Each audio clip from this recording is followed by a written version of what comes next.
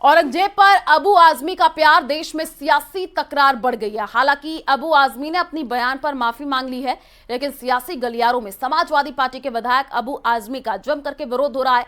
नेताओं से लेकर के साधु संतों में गुस्सा है। यूपी के सीएम योगी आदित्यनाथ ने अबू आजमी और समाजवादी पार्टी पर जम करके हमला बोला है। उधर एमपी में भी सियासत हाई है। बीजेपी ने कांग्रेस और सपा पर हमला बोला है। यह रिपोर्ट देखिए। अबू आझमीवर कारवाई झाली पाहिजे। अबू आझमीला जेलमध्ये का टाकलं नाही? सभापती महोदय जेलमध्ये टाकीन, 100% टाकू।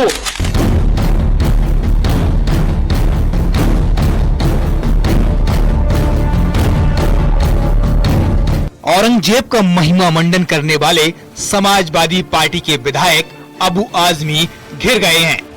धर्मान क्रूर शासक, उसको समाजवादी पार्टी आदर्श मानती है। जो भारत को रौंदने के लिए आया था, जजिया कर लगा रहा था, भारत का इस्लामीकरण कर रहा था। समाजवादी पार्टी का नेता,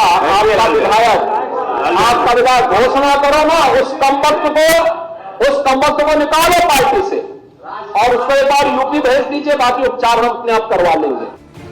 लेकिन औरंगजेब के कसीदों पर सियासी प्रहार जारी है। बीजेपी ने औरंगजेब वाले बयान पर विपक्षी दलों पर बड़ा हमला बोला है। ऐसे आक्रांताओं को जिनने देश में लूट किया, धार्मिक स्थलों को खंडित करने का काम किया और केवल अत्याचार करके शासन किया, उनको महिमा मंडन करने का काम किया, ऐसे अत्याचारियों के साथ कांग्रेस की सरकारें खड़ी रही है और आज कांग्रेस के नेता खड़े हुए हैं। कांग्रेस पार्टी और इस देश की नीड है कि भविष्य की बातें करें। आपके बच्चों का भविष्य सवार है, हमारे बच्चों का भविष्य सवार है। उसके लिए आधुनिक भारत की बात करें, भविष्य के भारत की बात करें, प्राचीन भारत की जो सभ्यता, जो संपन्नता, जो दुनिया और देश को उनने रास्ता दिखाया, उसकी बातें करें। उधर पंडोखर सरकार ने कहा, किसने मंदिर बनाया, किसने तोड़ा, सबको पता है। बागेश्वर धाम के पंडित धीरेन्द्र शास्त्री ने औरंगजेब पर बयानबाजी को दुर्भाग्यपूर्ण बताया है कि इतिहास के पन्नों को अवलोकन करिए, पता लग जाएगा। उसके लिए जवाब समय समय पे मोतोड़ मिल रहा है और इसमें सत्य ही स्थापित होता है। ये भारत भूमि है, भारत भूमि में सब कुछ जानते हैं, अंदर क्या और बाहर क्या, जनता सब जानती है। इस देश में छत्रपति शिवाजी, छत्रपति संभाजी, ऐसे वीर योद्धा हुए। महाराणा प्रताप की तलवारों की चर्चा है, रानी लक्ष्मीबाई की चर्चा है, फिर भी इस देश में औरंगजेब महान बताया जाता है। तो निश्चित रूप से औरंगजेब महान बताना दुर्भाग्य है, लेकिन अब हिंदू जाग रहा है, इस देश की भयार बदल रही है। औरंगजेब की तारीफ करने वाले अबू आजमी को 2 दिन के भीतर समझ आ गया कि वो ऐसा करके मुश्किल में फंस गए हैं। अबू आजमी ने अपना बयान तो वापस ले लिया, लेकिन औरंगजेब को लेकर उनके तर्क अब भी जारी हैं। मेरे पास ये पेपर है, आप देख लीजिए। ये आईएएस के पेपर, आईएएस के एग्जाम के इंटरव्यू में ये पूछा गया। इसमें 30 ये आप देखिए, एक ही पॉइंट पूछता हूँ मैं आपसे कि ये पूछ रहे हैं कि किस मुगल शासक के शासन काल में शासक और प्रशासन द्वारा अधिकतम हिंदुओं को रोजगार दिया गया था। इसमें हुमायूं, अकबर, औरंगजेब और शाहजहां। इसका जो सही रिप्लाई जो आया है, सही रिप्लाई इसकी है औरंगजेब। मैं क्या कहूँ कि वो खराब है?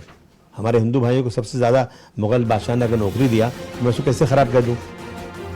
औरंगजेब को लेकर अबू आजमी मुश्किल में घिर चुके हैं। इसका अंदाजा खुद उन्हें भी है। सीएम देवेंद्र फडणवीस के ऐलान के बाद अब उनकी गिरफ्तारी तय मानी जा रही है और जो सियासी घेराबंदी हो रही है वो अलग। Bureau report, news 18। Samajwadi party के विधायक अबू आजमी के बयान ने सियासी भूचाल खड़ा कर रखा है। औरंगजेब को कुशल शासक बताते पर संत समाज में आक्रोश की लहर दौड़ गई है। आलम यह हो गया है कि अबू आजमी के खिलाफ देशद्रोह के मुकदमे की मांग उठ रही है। यह रिपोर्ट देखिए।